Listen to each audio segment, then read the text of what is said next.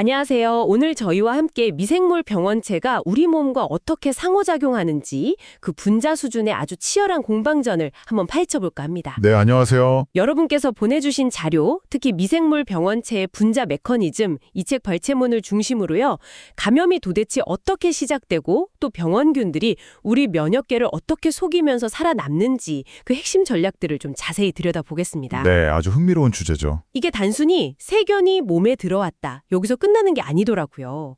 감염병이라는 게 침입한 미생물, 우리 몸, 그리고 심지어 우리 몸에 이미 살고 있는 다른 미생물들, 그 마이크로바이오타라고 하죠. 네, 맞습니다. 마이크로바이오타. 얘네들 사이에 아주 복잡한 상호작용 결과라고 하던데 혹시 알고 계셨나요? 네, 그렇죠. 굉장히 복잡한 관계입니다. 그리고 많은 경우에 실제 증상이나 조직 손상이 병원체 그 자체보다는 우리 몸의 방어 반응, 그러니까 염증 때문에 오히려 더 심해질 수도 있다고요. 맞습니다. 염증 반응이 양날의 검인 경우가 많죠. 와, 정말 흥미로운데요? 이 미생물의 세계로 그럼 같이 한번 들어가 보시죠. 네, 자, 감염 과정을 아주 간단하게 보면요. 병원균이 우리 몸에 먼저 들어오고 진입, 그 다음에 자리를 잡고 정착, 부착, 그쵸? 네, 일단 들어와야죠. 그리고 나서는 면역 시스템을 피해서 증식하고 감염 확립, 면역 회피, 독소를 내뿜거나 염증을 유발해서 병을 일으키고 질병, 마지막으론 또 다른 숙주에게 퍼져나가는 전파, 이런 단계로 볼 수 있을까요? 네, 그렇게 크게 나눌 수 있습니다. 그리고 이 모든 단계에서 아까 말씀하신 그 마이크로바이오타가 영향을 미치고요. 또 숙주의 염증 반응이 때로는 병을 더 악화시킨다는 점, 이걸 기억하는 게 중요합니다. 아, 그렇군요. 이게 단순한 싸움이 아니네요. 네, 절대 단순하지 않습니다. 그럼 첫 단계, 진입. 병원균은 대체 어떻게 우리 몸으로 들어오나요? 뭐 피부에 상처가 나거나 아니면 뭐 호흡기나 소화기관 같은 점막을 통해서 들어오나요? 네, 맞아요. 피부 장벽이 손상되면 그 틈을 비집고 들어오죠. 예를 들면 봉화지겸 같은 거예요. 피부에 상처가 나면 원래 피부에 살던 황색포도 알균 같은 것들이 침투해서 생기는 경우가 많고요. 아, 원래 있던 균이 문제를 일으키는군요. 네.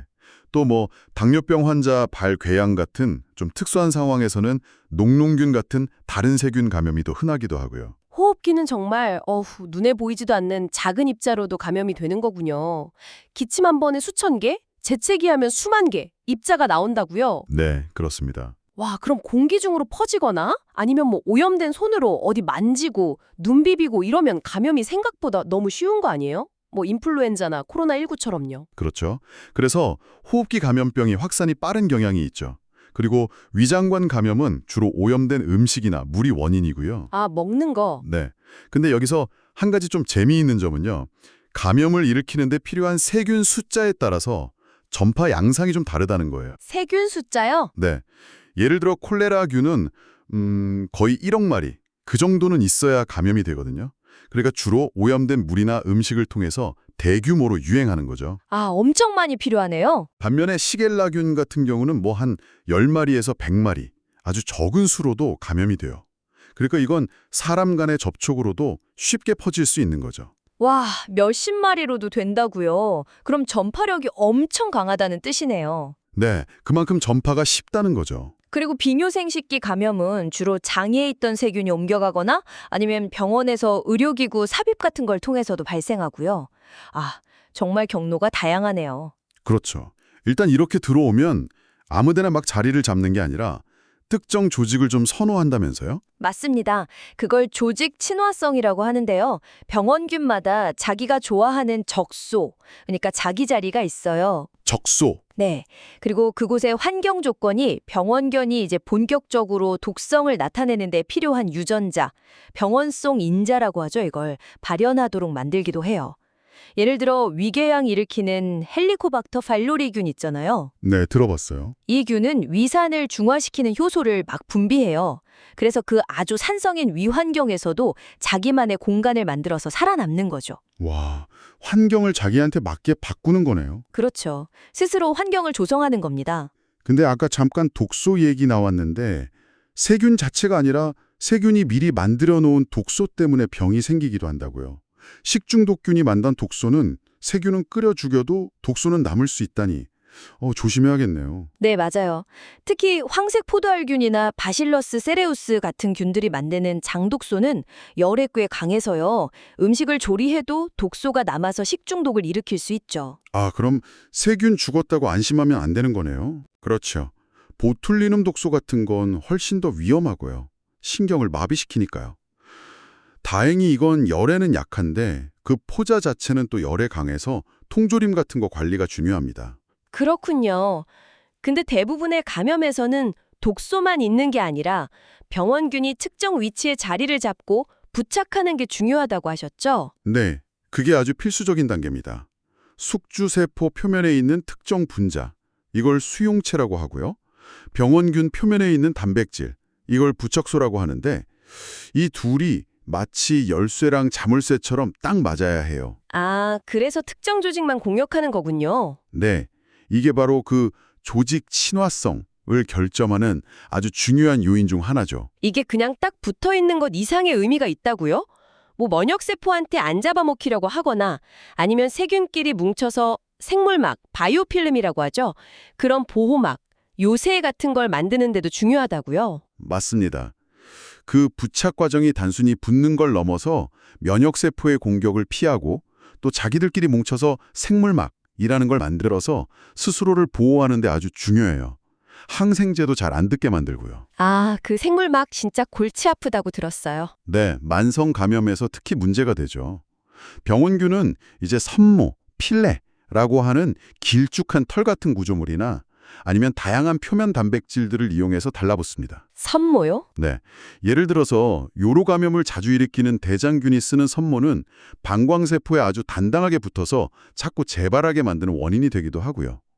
또 어떤 섬모는 세균끼리 뭉치는 걸 도와주기도 합니다. 세균 이동수단인 편모, 플라젤라, 또 부착에 쓰인다고요? 그리고 원량은 운동기관이지만 때로는 부착소 역할도 하고 또 화학물질 농도를 따라서 목표 지점으로 이동하는 데도 중요하니까 병독성 인자로 보죠. 그런데 여기서 정말 흥미로운 건 사람마다 세포 표면에 그 당분자, 글리칸이라고 하셨죠? 이걸 만드는 유전자가 조금씩 달라서 어떤 사람은 특정 감염에 더 잘 걸리고 어떤 사람은 좀 덜 걸릴 수도 있다는 거네요. 네, 바로 그 점입니다. 예를 들어 FUTU라는 유전자의 변이가 있으면 어떤 바이러스 감염에는 좀 강한데 또 다른 세균 감염에는 취약해질 수 있어요. 개인의 유전적 배경이 감염 감수성에 영향을 미치는 거죠. 와, 내 몸의 유전자가 병원균한테 유리한 환경을 만들어줄 수도 있다니. 이거 참 복잡하네요. 네, 그렇죠. 또 낭성선미증 유전자 CFTR의 변이가 있는 환자분들은 특정 호흡기 감염에는 취약하지만 장티푸스균 감염에는 오히려 좀 더 저항성을 보인다는 연구도 있어요. 이게 다 숙주와 병원균 간의 상호작용이 얼마나 복잡한지를 보여주는 거죠. 그렇군요. 자, 일단 이렇게 자리를 잡고 나면 이제 본격적으로 생존하고 번식을 해야 할 텐데요. 어떤 애들은 세포 표면에 그냥 머무르고 어떤 애들은 아예 세포 안으로 뚫고 들어간다고요. 네, 크게 두 가지 전력으로 나뉩니다. 세포 밖에 머무는 균들은 주로 식세포 같은 면역세포에게 잡아먹히지 않도록 방어해야 하죠. 아까 말씀드린 생물막을 만들어서 물리적으로 숨거나 아니면 식세포가 자기를 못 먹게 방해하는 물질을 분비하기도 하고요. 그 생물막이 만성 감염에서 정말 문제라고 하셨죠. 항생제도 잘 안 듣고. 네, 그 안에 숨어버리면 약물이 침투하기 어렵거든요. 반면에 아예 세포 안으로 들어가는 걸 선호하는 균들도 많습니다. 세포 안으로 들어가는 균들은 그럼 어떻게 침투를 하나요? 그 방아쇠 방식이랑 지퍼 방식이 있다고 하던데요. 네, 맞습니다. 방아쇠 방식은 주로 살모넬라균 같은 애들이 쓰는 건데요. 제3형 분비 시스템이라고 아까 잠깐 말씀드린 주사기 같은 장치로 숙주세포 안에 단백질, 즉 이펙터를 직접 쏴요. 직접 쏜다고요? 네, 그럼 이 이펙터가 세포 골격을 막 조작해서 세포막이 크게 출렁이게 만들어요. 그러면서 세균을 확 감싸서 안으로 삼키게 유도하는 거죠. 와, 세포가 스스로 문을 열어서 맞아들이게 만드는 거네요. 그렇죠. 세포를 속이는 거죠. 지퍼 방식은 조금 달라요. 어떻게 다른가요? 이건 T3세스 같은 거 없이 세균 표면에 있는 단백질이 숙주세포 표면의 특정 수용체랑 직접 결합하면서 시작돼요. 이 결합이 옆으로 쭉 연쇄적으로 일어나면서 마치 지퍼가 잠기듯이 세포막이 세균을 착 감싸면서 안으로 끌어들이는 방식입니다. 아, 좀 더 밀착해서 들어가는 느낌이네요. 네, 리스테리아균 같은 경우가 대표적이죠. 세포 안으로 들어갔다고 해서 끝이 아니군요. 어떤 균들은 거기서 또 세포질 안에서 막 돌아다니고 심지어 옆에 있는 세포로 옮겨가기까지 한다면서요. 리스테리아균 같은 경우 말이죠. 맞습니다. 세포 안에 있는 숙주세포의 액틴 단백질 있잖아요. 그걸 이용해서 마치 로켓처럼 추진력을 얻어요. 그래서 세포질 안을 막 헤엄쳐 다니다가 세포막을 쑥 밀고 나가서 바로 옆 세포로 침투해버립니다. 와, 면역 시스템 감시를 피해서 감염을 퍼뜨리는 정말 효과적인 방법이네요. 끈질기다. 그렇죠. 아주 효율적인 확산 전략입니다. 반면에 살모넬라나 레지오넬라 같은 균들은 세포 안에 액포라는 주머니 안에 그냥 머무른다고요.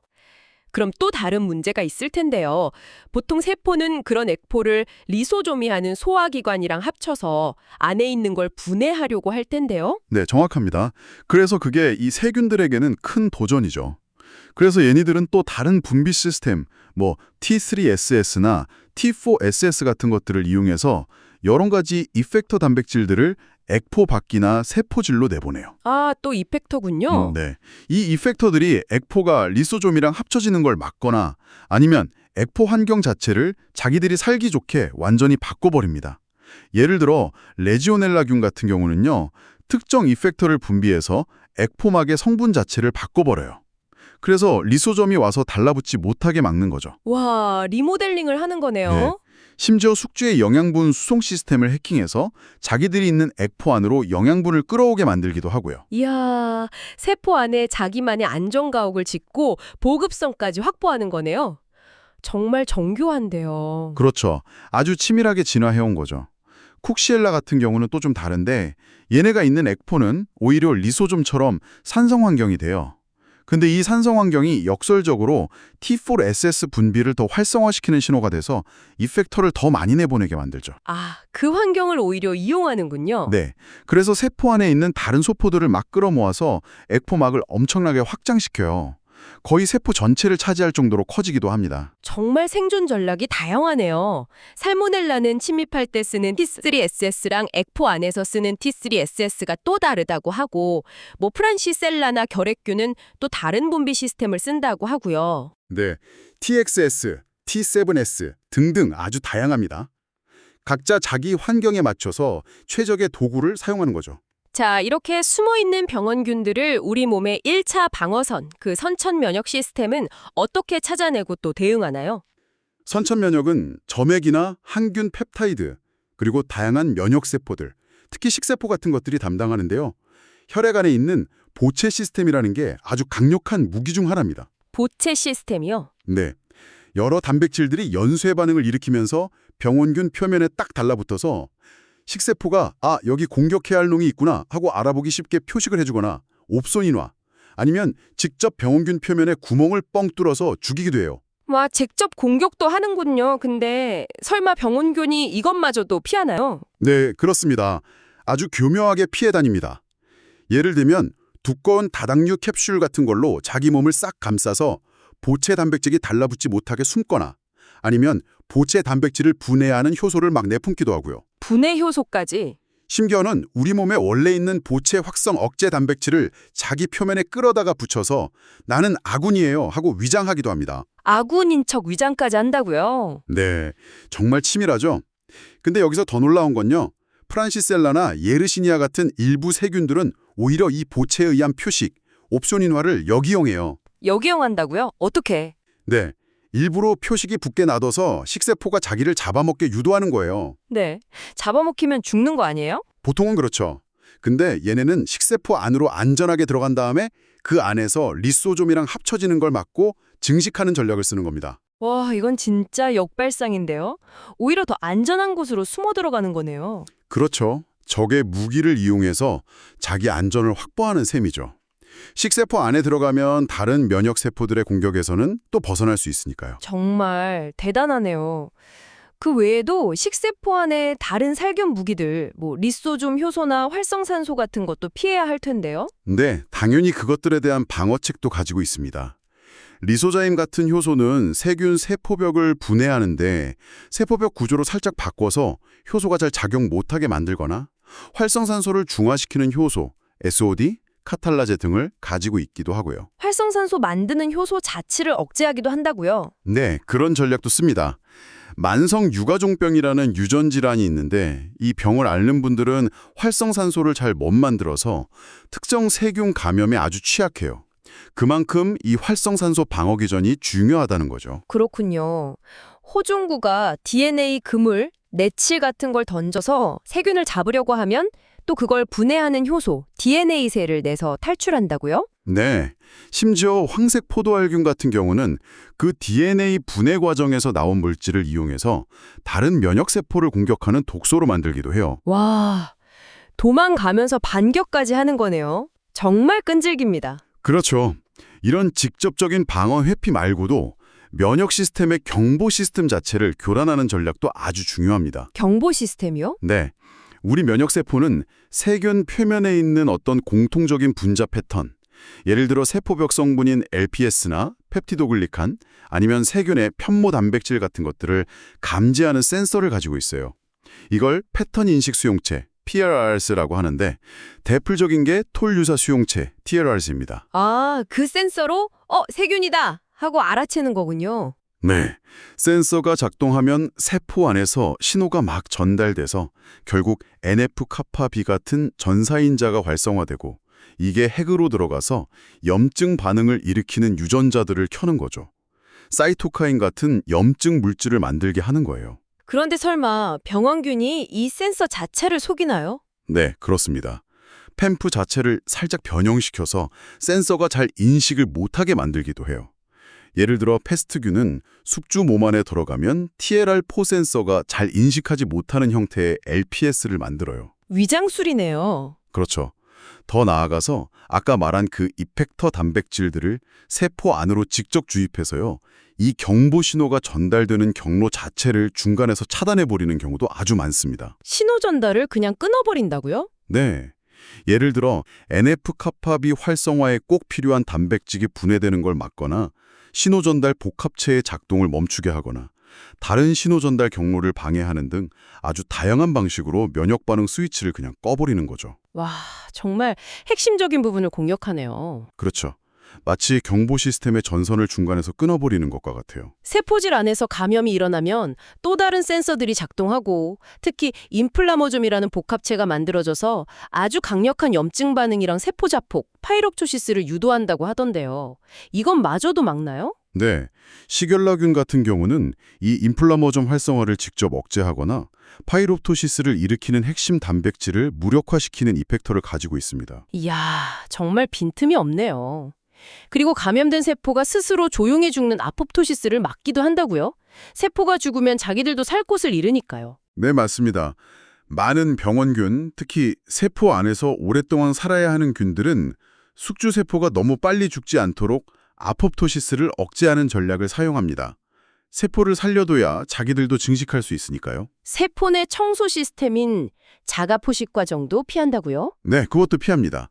자가포식 기구가 자기를 인식하지 못하게 위장하거나 자가포식 기구가 완성되는 걸 방해하는 등 다양한 방법을 사용하죠. 자, 이렇게 선천 면역이라는 1차 방어선을 정말 교묘하게 뚫거나 피했어도 우리 몸에는 더 강력하고 정밀 타격이 가능한 2차 방어선, 즉 B세포와 T세포를 중심으로 한 후천 면역 혹은 적응 면역 시스템이 있잖아요. 설마 이것까지도 건드리나요? 네, 특히 만성 감염을 일으키거나 잠복 상태로 오래 머무르는 병원균들에게는 이 후천 면역을 회피하는 것이 생존에 아주 중요합니다. 아, 장기전으로 가려면 이것까지 뚫어야 하는군요. 그렇죠. 예를 들어 결핵균 같은 경우는 감염 초기에 면역세포가 오히려 면역을 억제하는 물질, IL-10 같은 거를 만들도록 유도하고 T세포가 활성화되는데 중요한 분자, MHC 클래스2가 세포 표면에 잘 나타나지 않도록 해서 T세포 반응을 약화시킵니다. T세포가 제대로 알아보지 못하게 만드는 거네요. 네. 살모넬라균은 아예 특정 이펙터를 써서 이 MHC 클래스2 분자를 세포 표면에서 제거해버리기도 하고요. 제거까지요? 더 직접적인 방법도 있나요? 네. 예를 들어 예르시니아균은 요프H라는 이펙터로 T세포나 B세포가 활성화되는 신호 전달 과정 자체를 그냥 차단해버립니다. 신호 자체를 차단. 그리고 황색 포도알균이 만드는 어떤 독소, 초항온이라고 부르는데요. 이건 T세포를 비정상적으로 너무 과도하게 활성화시켜요. 과도하게요? 그게 왜 문제가 되죠? 이게 적절한 면역 반응이 아니라 그냥 T세포가 폭주하는 거예요. 그래서 엄청난 양의 염증 물질이 쏟아져 나오는 사이토카인 폭풍을 일으켜서 오히려 면역 시스템 전체를 혼란에 빠뜨리고 숙주에게 치명적인 결과를 초래할 수 있습니다. 와, 면역계를 오히려 폭주시켜서 자멸하게 만드는 전략이군요. 무섭네요. 그렇죠. 이런 면역 회피 전략과 함께 많은 세균은 숙주세포를 직접 손상시키거나 죽이는 세포 독소라는 걸 또 만듭니다. 아, 직접 공격하는 무기군요. 네, 대표적인 게 AB 독소인데요. B 부분이 세포 표면에 결합하면 A 부분이 세포 안으로 쏙 들어가서 독성 작용을 나타내는 방식이에요. 콜레라 독소가 아주 유명한 예죠. 콜레라 독소는 어떻게 작용하는데요? 이게 장세포 안으로 들어가서 세포 내 신호 전달 물질 CAMP 농도를 비정상적으로 막 높여요. 그러면 세포 안에 이온 균형이 완전히 깨져버려서 물이 엄청나게 장속으로 빠져나가게 됩니다. 그래서 그렇게 심한 설사를 하는 거죠. 아, 그렇게 해서 탈수를 일으키는 거군요. 세포막에 직접 구멍을 뻥 뚫는 독소도 있다고요? 네, 구멍 형성 독소라고 부릅니다. 황세포도알균은 이런 종류의 독소를 여러 개 만들어서 면역세포를 직접 파괴하는 데 사용하기도 해요. 면역세포를 죽여서 면역 반응 자체를 약화시키는 거죠. 공격과 방어를 동시에 하는 셈이네요. 그렇습니다. 그런데 여기서 다시 한번 강조하고 싶은 점은요. 감염 때문에 생기는 조직 손상이 꼭 병원균의 직접적인 공격 때문만은 아니라는 겁니다. 아까도 말씀드렸지만 우리 몸의 염증 반응이 너무 과도하거나 제대로 조절되지 않아서 손상이 더 심해지는 경우도 정말 많아요. 아, 우리 몸의 반응 때문에 오히려. 네, 특히 장감염 같은 경우 병원균이 독소를 분비해서 장 상피세포들을 서로 단단하게 연결해주는 밀착연접이라는 구조를 느슨하게 만들기도 해요. 그럼 장벽이 허물어지면서 병원균이 더 깊숙이 침투하거나 혈액 속으로 들어갈 수 있게 되는 거죠. 길을 스스로 여는 거군요. 그렇죠. 결국 이 모든 과정을 거쳐서 병원균의 최종 목표는 새로운 숙주를 찾아서 퍼져나가는, 즉 전파일 텐데요. 이건부터 어떻게 이루어지나요? 네, 이건 대개 병원균이 처음 우리 몸에 들어왔던 경로와 아주 밀접하게 연관되어 있습니다.